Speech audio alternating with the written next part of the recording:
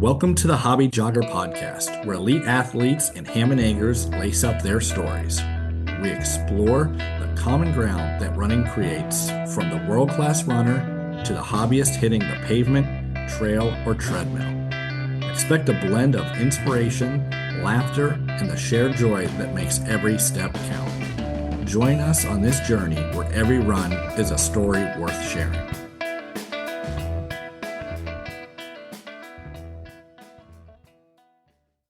Welcome to this episode of Hobby Jogger and Friends. I am joined once again by my co-host, Mr. Rob Myers. Rob, how are you doing this evening? I'm doing well. I always enjoy a good Friends episode.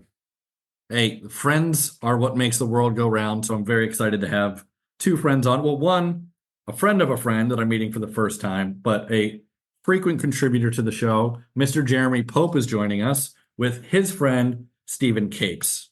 Gentlemen, how are you? Doing well. Excellent.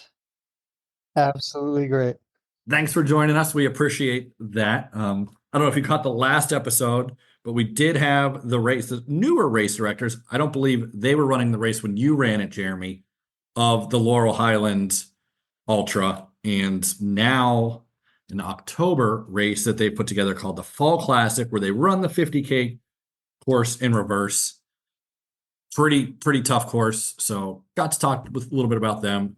Jeremy, I know you've run the race. You had a heck of a time running through those small towns in Pennsylvania, right? Yeah. I mean, it was basically super easy, really.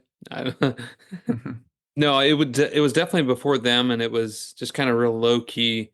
We still sent in our registration through mail, so you didn't know if you were in unless your check cashed. So it's still kind of a cool old school feel. Yep, that was one of the things we talked about was the modernization of the race, going to ultra sign up, which makes things a little bit easier because people like me wouldn't have a check to send them. So it'd be tough for me to enter. I'd just be like, I'll go run this other race where I can just use my credit card. So did modernize it a little bit. So that was pretty cool to talk to them about. But the first thing I want to ask you and Stephen about, because I know both of you are fairly familiar with shipping shoes, both working for Fleet Feet. I'm sure you've both seen them, Mount to Coast shoes, since they spent $1 billion on Instagram, correct? Have you seen them, Jeremy? So many sponsored ads. Steven, are you familiar with the brand? I get an ad multiple times a day. So yes. So I was a little bit like, okay, new shoe brand. I'd like to try them out. I was a little bit off put by the fact that there's no real face to it. Like, hey, this is Joe Smith. He started a shoe company, and we have with the Normal, with Killian. Other brands have like a familiar face that they would have, and just a million ads. But they did send shoes out to some previous guests of ours. Elizabeth Clore, the author who is on here, wrote a pretty cool book, Boston Bound. Dr. Bonnie, who was just on the show. And I believe there was one more that I saw that they sent shoes to. So I was like, well, let me try these shoes out. I'll give them a go. This is where I need your opinion to see if I was being petty, Tom Petty, or if I overreacted. So I order them on Monday. And you get the little thing from the U.S. Postal Service. Hey, we're waiting for your shoes.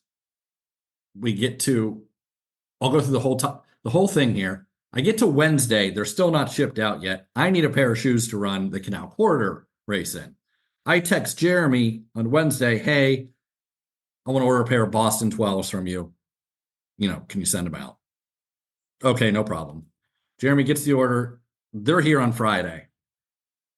Mount to Coast still has not sent the shoes out on Friday. So I'm like, is this like one of those, and I have no idea, like one of those scammy internet companies that you kind of hear about. I go onto my credit card portal, whatever, and I just dispute the charge. Like, hey, I don't think they're sending me these shoes. Didn't mail them out. I asked them to cancel the order when I ordered with you, Jeremy, on Wednesday. And they said, oh, we can't. They're already shipped out. And I'm looking at it like, these shoes are not shipped out. So I canceled it. Monday comes. They send me the shoes. They finally send me the shoes, even though I tried to cancel the order. They also tell me I need to cancel the dispute because they had already mailed the shoes. And they made it seem like I ordered them on Monday. They got them to me this Wednesday, completely ignoring the entire previous week of which they sat at the warehouse. Now, Steven, well, yes. Hold on 1 second before you guys answer. Were you being cheap again? Did you do a Google search for the shoes and just pick the cheapest vendor? No, I went straight from their website. Okay. Yeah, straight from the. I know how you are. You're Yeah. a little on the frugal side, which is good most of the time. Yeah, I'd get a running warehouse discount for sure. I would. But I ordered straight from the website. And what do you think? You two, Jeremy, Steven, you guys ship shoes out. What do you think? Do you think I was wrong to do that? And it's okay if you think I was. I kind of knew about it a little bit because just through texting. So I'll let Steven go. Personally, since we do like essentially warehouse and ship shoes on the back end from an e-commerce website, we don't let anything sit for that long.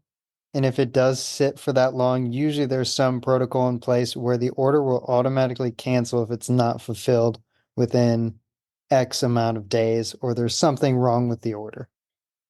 I think it's really weird that they couldn't contact you and they didn't have a customer service line that you could reach them immediately. Because everyone we work with on the brand side is like, there is someone to call and reach almost at all times of the day, or you can get an email back within 48 hours. Maybe it's the woes of starting a new brand. If you're pouring that much money into ad revenue to get people to buy them, you better be able to ship them. 100% agree with what you said. Jeremy, your opinion? Yeah, I would say the same thing. I'll play devil's advocate here, though. If you're saying the label was created, Yes. we've had scenarios like that where maybe something gets mixed up. The label is created, but it doesn't actually ship. It's maybe somewhere sitting. I don't know. But they should have contacted you back. Here was what kind of pissed me off, and really why I canceled it, because I was like, well, I'm not going to be able to wear them because I wanted to at least wear them Saturday once to run in. And I was like, well, if I can't do that, I don't want the shoes anymore. I actually messaged them, emailed them, however, like through their little portal to, hey, cancel this order.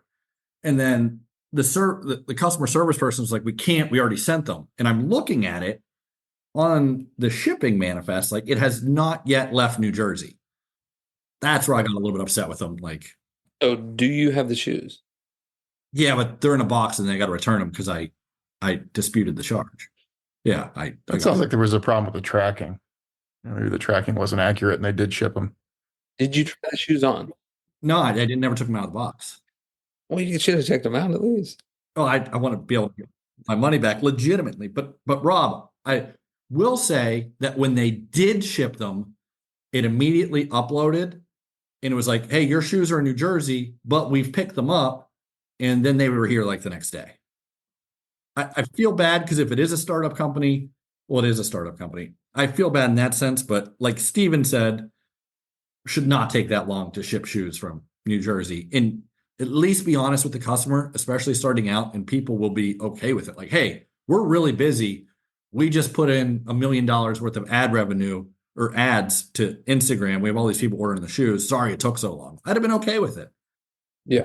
I also told them I'd be discussing it on my podcast, and they did not respond to that either. So Maybe they will now.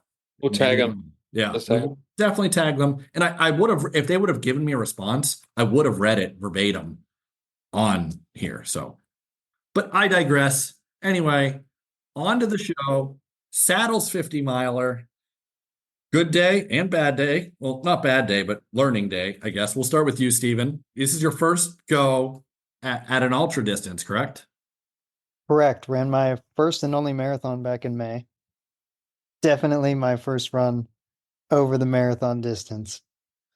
And you picked it out in the desert. I'm sure that was Jeremy's doing because Jeremy always wants to go to Arizona anytime he's down. So I'll agree with you there. However, this one wasn't on me. really This was Steven. nice. So what made you pick the Saddles 50 miler, Steven? So the race in and of itself, obviously being in Prescott, Arizona, desert mountains and everything seemed very interesting to me. Obviously, big thing is the race is sponsored by my favorite brand, and that is Satisfy Running. Super cool, super niche, whole lot different, and I felt like there was going to be a lot of people that looked and ran like me out there. So we went ahead and signed up. Sweet. We always like it when people take chances like that. Huh, Rob? That's Yeah. I mean, if I could go back in time, I'd love for my first ultra to be in Arizona. hell yeah. It's beautiful. And how old are you, Steven? 27. 27. So still, as far as the ultra game goes, very young. A Very baby. new. Yeah. Newborn. You do have someone very experienced, very savvy veteran to learn from, so that's good. Did you learn something out there at the saddles? I learned quite a bit, actually. I learned what to do, what not to do, how not to fall, how to fall. Well, there's no good way to fall. I've tried every which way. So take us through it. What happened? Well, starting from the beginning, our race started at 5 a.m. Our Airbnb was about a block away from the start line, so we got to just walk on down to the start of the race, which was really cool.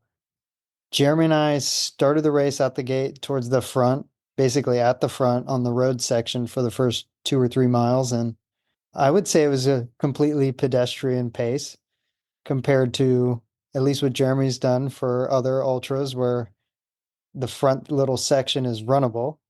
No one really seemed to go with us and they let us set the pace and we're onto the trail in the dark from there. So the two of us moved really well together through about, I don't know, the first half of the race, essentially almost 25 miles. We were basically side by side in podium contention within the top 3 to 5 runners or so. Took a nasty fall at around mile 10. And I think right between 10 and 20 miles, when Jeremy and I started to get a little bit separated, that's when the adrenaline really wore off and my race started to head from good to bad to worse. So eventually declined till I hit mile 40 and called it a day there. All right. Talk us through the fall. Like, what did you trip on? How did it feel? You realized that rocks are not made of Nerf, right? Yeah, I would say trails out in the mountains are a lot different than what we see here in Ohio. Like less mud, less roots, less leaves, and just a lot of sharp, hard objects. So I let the first place runner, I guess I gave up first place contention around mile 9 when we left the first aid station. After that, just wanted to reconnect from Jeremy after we got separated at the first aid. And I just let myself chase the first runner a little bit too much instead of running my own race and caught myself adjusting my vest and adjusting my bottles after we left the aid station and not really sure what I caught my foot on, but I hit the ground hard. Once you hit granite, it doesn't really move when you hit the ground. So it scraped me up pretty good, definitely shook me up. Jeremy rounded the corner and found me lying there, cursing up a storm, and gave me some advice to just kind of walk it off, shake it off, and just like collect myself before I started running again, or I probably would have continued to fall and be angry and anxious. Nice. Hopefully things get better for you the next time out. Do you have any plans to race another one? Hopefully, I'm going to run the fuzzy 50K, but we hope to be back at saddles again next year. I definitely felt like there's some unfinished business on the course. I would have loved to finish the 50 miles so I could just do a 50 again and get a belt buckle next year, but it looks like I'll have to run the full 100 to do that. Sweet. Great attitude to have. Hey, it's those are the breaks. It's a tough game out there. Rob certainly knows. He's battled some injuries, battled some tough things happening, and same with Jeremy. Right, Jeremy? Yes, sir. I've seen it all. Yeah, you have. And you had a great finish out there. You finished second. Yeah. And seems like I haven't really got a chance to talk to you about it. You said you were hurting pretty bad afterwards. Hot day, Yeah. I imagine, Arizona. Yeah, definitely the heat for sure. So finish second. You go by Steve after he falls. That sucks. You see your buddy down there, your travel partner, and take us through it from the beginning. How about? Just piggybacking off of what Steve said, we started out, I thought, very conservative. Steven actually led the first climb. We had about a 1,500-foot climb in the first 7 miles, fairly substantial, and we were moving well. Like you said, we did a ton of training together and stuff, so we were very comfortable together. And there was about 5 of us. together as well in the pack with us. Yeah, just came around the corner. I saw Steve kind of like scraping himself up a little bit. And I'm like, well, shoot. But I feel like one of my strengths in running and in races particularly are just like staying very even keeled. So yeah, just kind of like told Steven ride the ebbs and flows, and yeah, we rolled well through 20 miles. Honestly, I didn't know how beat up Steven was from the fall or anything, so we stayed together, and I don't know, it just started to kind of separate there. I don't even know when it was, and then we disconnected from there. Things heated up quickly, and like it got hot. It got very, very hot. You stopped to check on your friend and you still finished second. Yeah, we That's amazing right there, we man. made quick work of it though. I mean, Stephen was back up and little walk and then just back to rolling. So Dusted himself off and got back up again. And yeah, the sun out there is much different than it is here.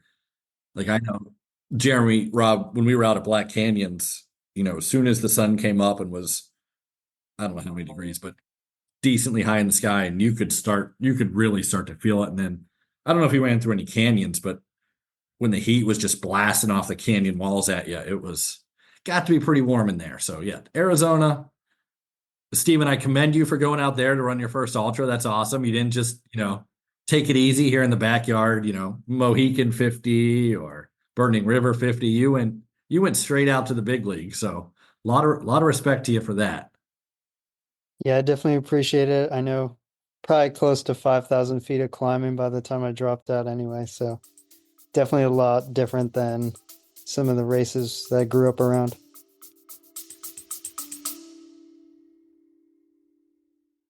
Hey folks, if you're loving the stories, tips, and laughs we're dishing out, make sure you don't miss an episode. Hit that subscribe button so you're the first to know when a new episode drops. And hey, if you've got a second, why not leave us a review? Your feedback helps us improve and keeps this running community growing. Lace up, hit subscribe, and let's get back into the show. And there's a lot of guys out there and women that can really go hard out there. Jeremy knows, like there could local guys you've never heard of, seen, or do anything. They just show up on race day and they're ready to go blasting. So yeah.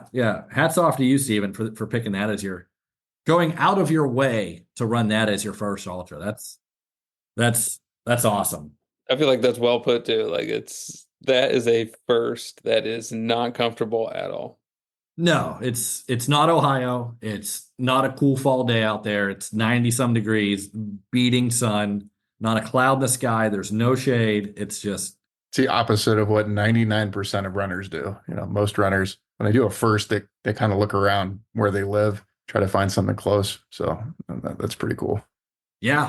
I mean, hey, we just talked to Ethan Koza who just jumped straight into a 100-mile race and then went out into Arizona to send it in some big time races out in the desert as well. So it seems to be a little theme we're running with here with Steven and Ethan of guys who are just, hey, it's the new generation, Rob, they're not scared.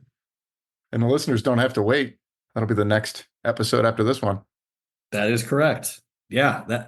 Now, Steven, is that maybe a different generation than me starting out in ultra running? Like went from, okay, I'll run a trail half, then a 50K, then 100K, then 100 miles. Is maybe this something different in this generation? I think part of it's the opportunity, and then part of it is definitely just the people around paving the way. Like I know when I was in college, like I always knew who Jeremy was, grew up shopping like around the Fleet Feet stores in Second Soul in Cleveland and whatnot. And like Connie Gardner was always a household name. A couple of my high school coaches were like US 100-mile champions at Burning River the year they were champions. So just always people around me kind of pushing me towards that side of the sport. And it's always interested me. I feel like, especially with how easy it is to consume media for our generation, it's like right in front of your face. You go on YouTube and like, there's not a documentary about Galen Rupp. There's documentaries about Jim Walmsley. It's much more like easy to consume and like right around you. And it definitely like motivates and consumes you. I remember countless nights sitting there, nothing to watch in my dorm room and like watching stuff about the Barkley. And it's just like, why am I watching this and not some Olympic track final? I don't know, but that's where I'm at. That's awesome. That's very well said, Stephen. Very smart, because I don't think I could have come up with that answer, but I'm not part of that generation. But it does make a lot of sense. Yeah, you're watching the Barkley marathons, and yeah, you're exposed to it more. So that certainly makes perfect sense to me. Rob, we didn't have that, right? No, we didn't have that. I mean, it's 100% true. I mean, iron sharpens iron. Yeah. You meet somebody like Jeremy, as fast as Jeremy is, ton of experience. I mean, you can learn a lot from him, and then he's going to push you when you're out there running together. So I think that's the number one thing. And you can get that from social media. You can get that from a YouTube documentary, but it's so true. Iron sharpens iron. If you're around greatness, you rise to the top.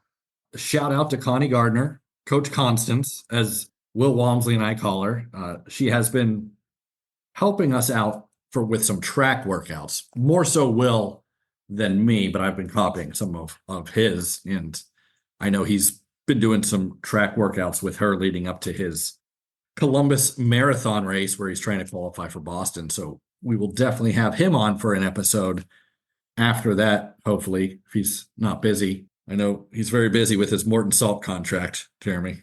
He's fine. I honestly can't wait to see how Will does at Columbus, honestly. That's gonna be a good time. Yeah, he's been crushing some track workouts and some longer stuff, and He's put the work in, and I think it seems like he's had a good plan. I think he knows some people that'll maybe hook him up with some advice. yeah, I wonder what kind of shoes he'll wear. We'll have to ask him. I don't know, probably Adidas guy, I think. Nike, 100%. Yeah. Hopefully he does. I'd like it. That's a bad word in Casey's household. Yeah. I would just like if he wore a different brand, not necessarily the Nike word. Got that to look forward to. Jeremy, what do you got next? I honestly haven't decided. I really haven't. I wanted to run 100 before the end of the year. I'm not sure if it's feasible with family travel in the next month and a half, and that puts us into December. So I don't know. Steven's talking about running this 50K, and you're saying iron sharpens iron, and I just freaking love chasing this dude around. So I don't know. Let's do it. Hey, Fuzzy Fandango. That's a local. It's at, where is it? Mohican. I thought so, but I wasn't 100% sure. Jeremy, it does sound like we might be going back to Black Canyon if Will's friend decides what he's doing. Maybe we'll go back to Black Canyon. Yeah, I think you got two people right here. Yeah, we're hoping to be out there. Nice. Steven, you're gonna go right back into it. I like it. Didn't get too much of the desert, but it sounds like we're gonna go. So Rob, David, of course you guys are invited. I know it is Super Bowl weekend. David has to play cards. He's got a card party that he hosts every year. And Rob, I forget what your excuse was, but I'm sure peer pressure does work. I mean, especially for races. But I think that'll put us up to like 6 races next year, maybe 7. Yeah. On the one overseas. So we actually drove right past this Black Canyon start line to get to Prescott. Oh, sweet. What was it, Stephen? Another 40 minutes or so to Prescott? Maybe I'm off on that, but Yeah, it was just 30 to 40 minutes past the high school that you started at for Black Canyon. Well, hopefully we can all make it work, because we can rent the compound that we rented last year. that was awesome. Which was pretty sweet. So yeah, I hope to be able to get out to the Black Canyon. Our next guest, Ethan, is signed up for it. We will see if he runs it. I would need to sign up for the 100K soon, because I get to go on the wait list. Probably with Steven and Jeremy's ultra sign up, you guys don't go to the wait list. You just get right in, right? We'll see what happens for me. I know 1 win and 1 DNF. I don't know how that impacts the score. They seem to know talent out there. I have full faith in Jameel Curry to put together the best field that he possibly can. Yeah, I think we have a few new connections, so I think we'll get in. Yeah. Jeremy holds a lot of weight out there in the AZ. Casey, speaking of peer pressure, and now that we have Jeremy's attention, we do have another race. There are quite a few of us going to Canyons. Yeah, we are going to canyons. Is it April? April. I know it. It's in the middle of lacrosse season too. But I've looked at canyons a lot. Fun race. I'll have Western States Lottery in December, so I need to see if that's a yes or a no.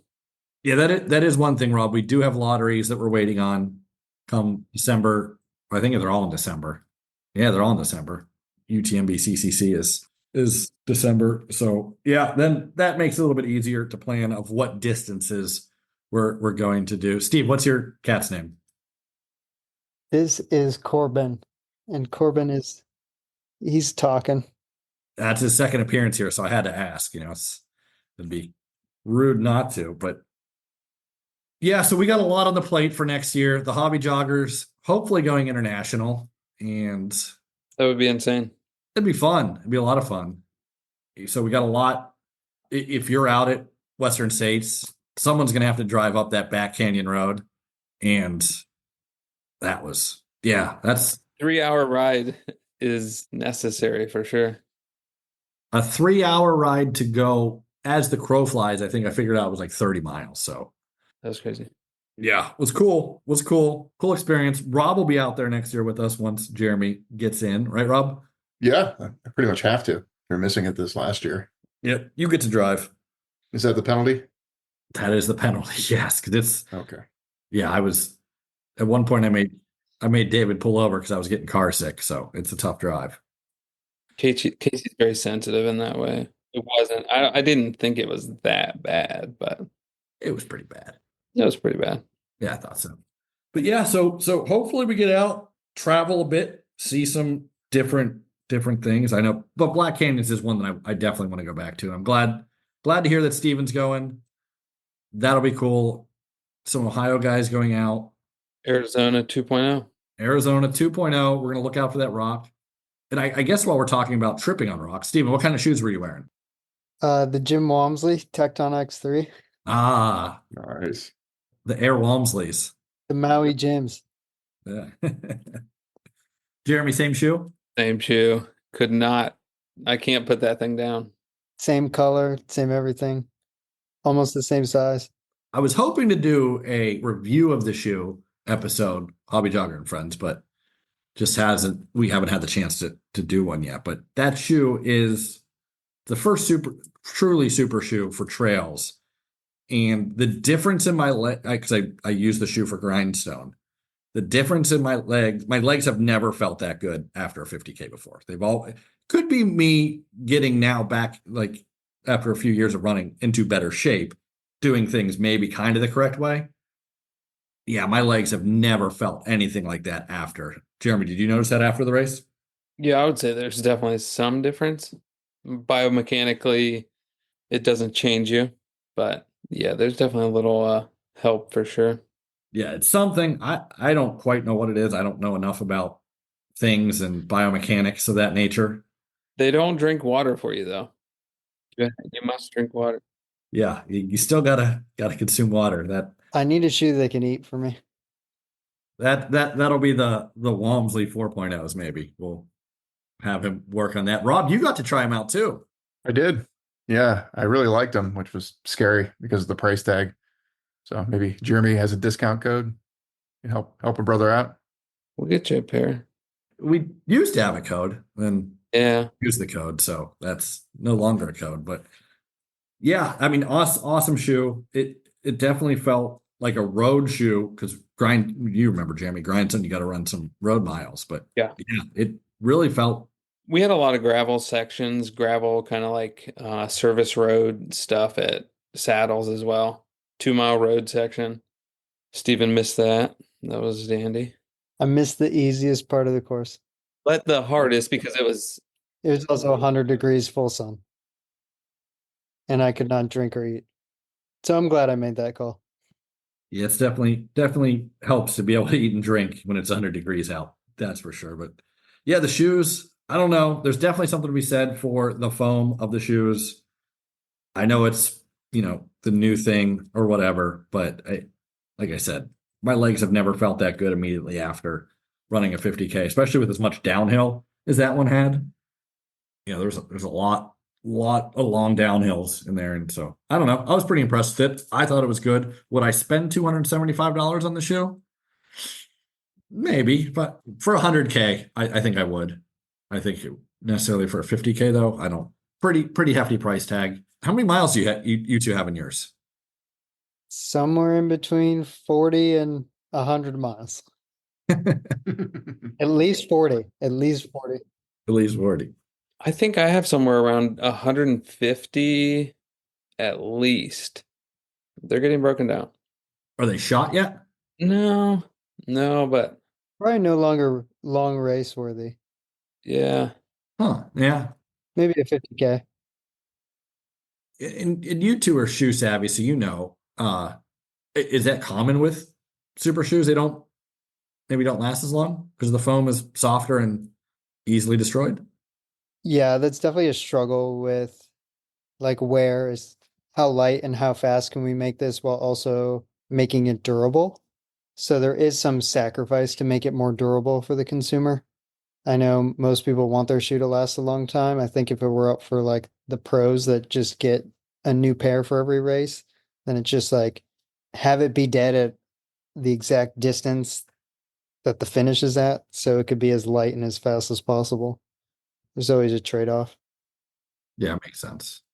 I would think for the hobby joggers that listen to this show, they want to get more than 150 miles after they spend $275.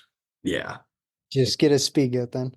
Yeah. That's a good answer. It's the right answer. that is the right answer. Yeah, it's definitely a fast, fun shoe. Definitely cool. Legs did feel a lot better, whether it was the shoe or me actually training kind of properly and doing strength things like you're supposed to. Could have also been that. I don't know. It looks cool too. So that holds some value, right? The gator is nice.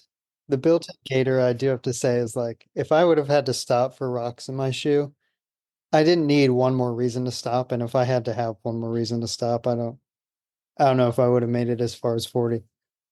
I'm the one who, well, Will and I went over to UTMB and I was talking to one of the shoe engineers and I pretty much told him, I was like, dude, why don't you put a gator on every trail shoe you make? The Adidas Predator is what I compared it to. Like turf shoes for soccer all have the collar to keep the little black pellets out. And so I take full credit for Hoka putting the collar now on the Zenal 2. Because I don't think the Zenal, I did see the Zenals over there, the Zenal 2s. They did not yet have the collar. The collar was added later. So I take full credit for Hoka adding the collar to the shoe. Do you think that's accurate, Jeremy? For sure. I mean, the check's probably in the mail, right? I would say it's definitely not accurate. The guy It's was on its way. Yeah. Casey's telling Jean-Marc what to do. No, it wasn't him. It was just one of the He was probably the guy who won UTMB. He probably finished the race in case he was right there like, hey, you ought to put gators on those things. Vincent? Yeah. No, it was not him. I did meet him. There was like a Hoka after party or something, and he brought his dog into the bar like a boss. I thought that was pretty cool. His dog was like chilling on the bar stool, and it's like, I don't know, they love, dogs in here. And someone's like, he's the founder of Hoka. He can do whatever he wants. So I was like, yeah, that makes sense. He sure can. Yeah, did get to meet him. But no, it was one of the shoe engineers I forget what they were working on. Hey, you should put a gator on every shoe because we run where it's rocky and it sucks to have to stop, pick rocks out of your shoes. But the prototypes they were running it, well, Jim was running it then did have a gator. It did predate me telling the engineer that. So I can't take full credit, but I'm going to take partial credit. Or what Jim would say. He would roll his eyes at me. It was exactly probably what he would do, just like Will does every time I tell the story. Very similar, twin brothers, mannerisms. Casey, we cannot go without talking about Canal Corridor. Yeah, I'm going to run 100 miles. Well, I'm going to move 100 miles this weekend. It's supposed to rain, which rain is my arch nemesis. I don't like cold rain. So I've got a poncho ready to go. I've got the winter jacket out when I hit the moonwalk that I can just bundle up. I'll walk it in. I don't care. Grab a 6-pack Iron City. We'll get it done one way or the other. So yeah. You got it, man. You got it. Yep. Jeremy, you're coming up to pace Matt Taylor, correct? Matt Parker. Matt Parker. Man, that was close. And Matt was, I actually went into second soul during the saddles 50 mile, and Matt was definitely rooting for both Jeremy and Steven, but was not following the race because he didn't have the live tracker. But yeah, he was definitely aware, was definitely following you guys and cheering you on, as was Eamon, our friend down there at Second Soul. So, yep. It's going to be cool to be out there, Casey. You and Will better be waiting at the finish line. I don't care if it's noon the next day. There's no excuse. Rob, you have an excuse because you're in Tennessee. Well, someone could at least FaceTime me when he crosses the finish line so I can see it in real time. Sounds good. I will be there. I'm sure Will will be there. And I look forward to seeing you. Steven, you coming up for the Canal Corridor? I will be there. You'll be there as well. Are you pacing someone? I might tag along with Matt and Jeremy. Hopefully bring them into the finish. I'm still trying to get the pacer banned, so I will not be using a pacer. That is not something I do. Casey's anti-pacer, Steven. Just a little side note. Just Yeah. raw dogs 100 miles. Yeah. No music, no gels, no water. Oh no, there's going to be plenty of all of that, even possibly some beer on the course. So, yeah, Grant and I are running it. Our good friend, fellow former rugby player that played with Will and I, Grant Johnson, is also running it. So there's a chance after 60 miles we're just cracking beers and walking down the towpath at night in the rain. So we'll get it done one way or the other. It'll be fun. We'll have a good time. You'll have a buckle. Yep. I will hopefully get a buckle. Is there a gold buckle for under 24 hours? I don't know that. Maybe. I'll find out tomorrow when I pick up the packet. Is it too late to sign up? No. You want in?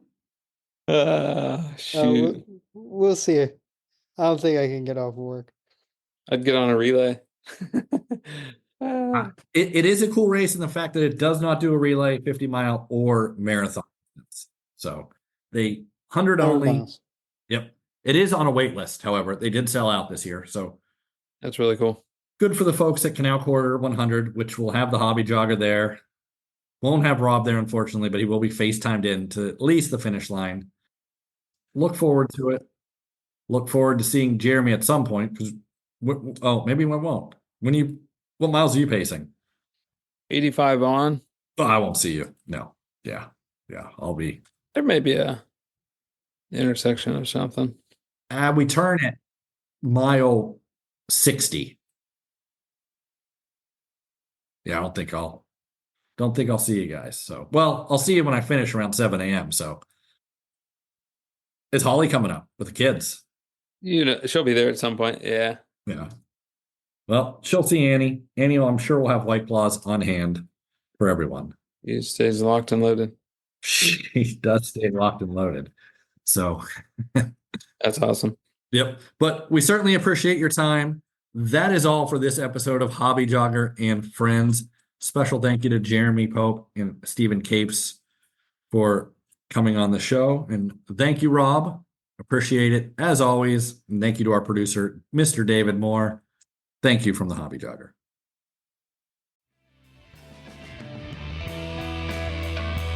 Thanks for tuning in to another episode of the Hobby Jogger. We hope you've enjoyed our conversation today.